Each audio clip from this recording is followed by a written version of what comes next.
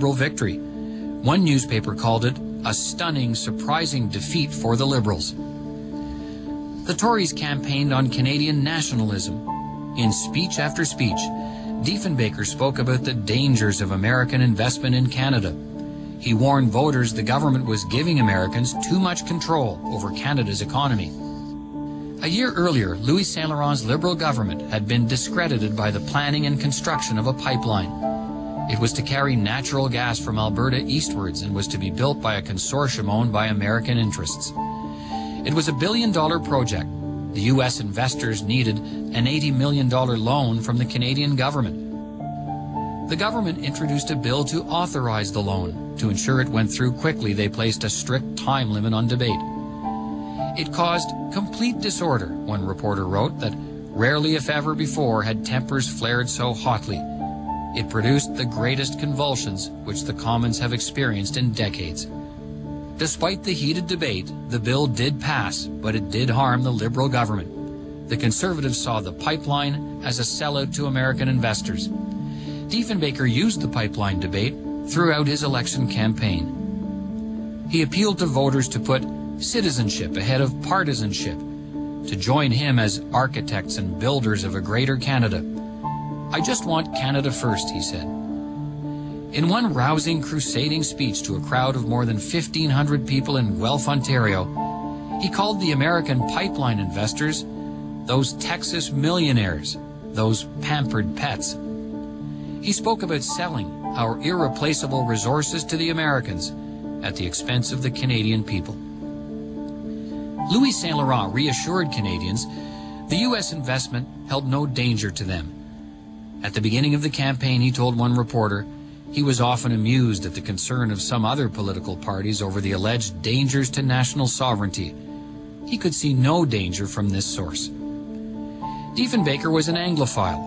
During his first federal election campaign in 1926, he had stated his beliefs clearly. "I want to make Canada all Canadian and all British." 3 decades later, in 1957, and only a few days after becoming Prime Minister, he went to London to attend a series of meetings of Commonwealth Prime Ministers.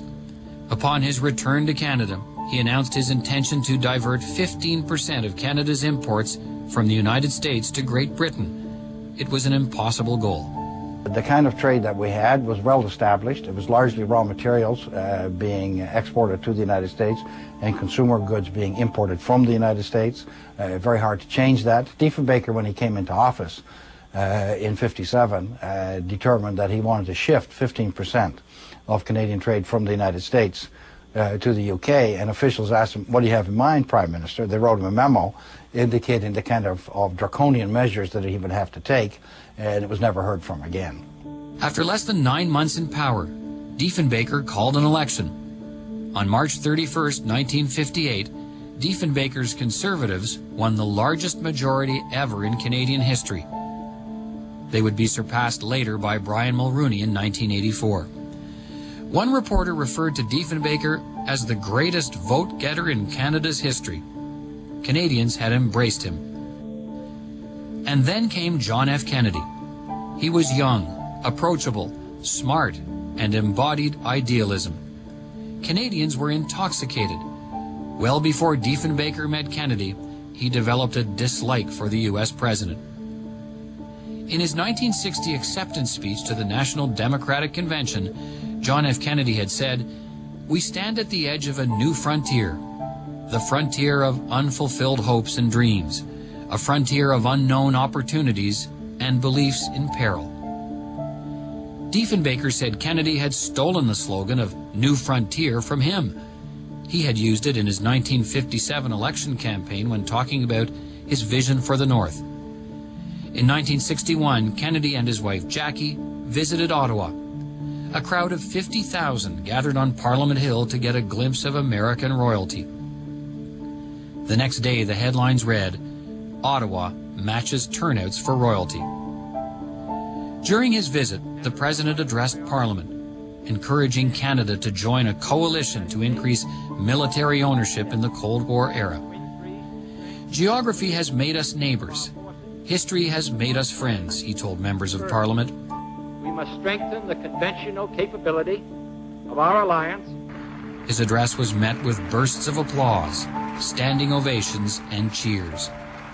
A day of triumph for the president, wrote one reporter. He got along all right with Dwight D. Eisenhower, who was the president at the beginning of Diefenbaker years, but things really came a cropper when John F. Kennedy was elected the president. He was young, he was charming, he had charisma, and Diefenbaker had none of those characteristics, and so by comparison, he looked dowdy and old and not very interesting, and Diefenbaker felt that. And so that added to the tension in the relationship. Kennedy couldn't even pronounce his name right. He called him Diefenbaker. Kennedy sort of insulted his fishing abilities, of which Dief was most proud, and so there is all these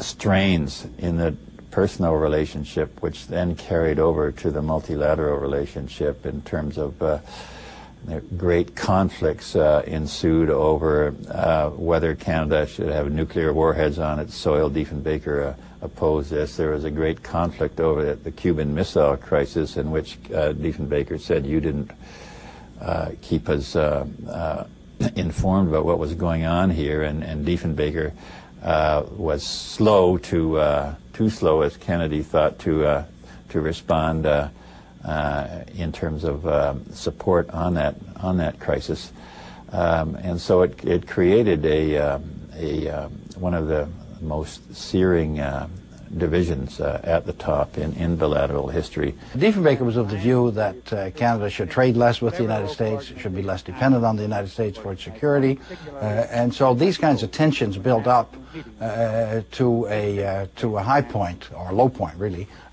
with the Beaumark missile crisis at the end of Diefenbaker years. Diefenbaker made a commitment that instead of the interceptor fighters that they had originally agreed to buy, that they would instead arm Canada with Beaumark missiles. And the Beaumark missiles arrived, but he wouldn't allow the nuclear warheads to go on. And so that became a big election issue in 1963. The U.S. administration actually intervened in that election, and Diefenbaker lost. Never forgave the Americans for it. Like in 1957, the Conservative campaign of 1963 was nationalistic. Vote Canadian, vote Conservative read their election banners.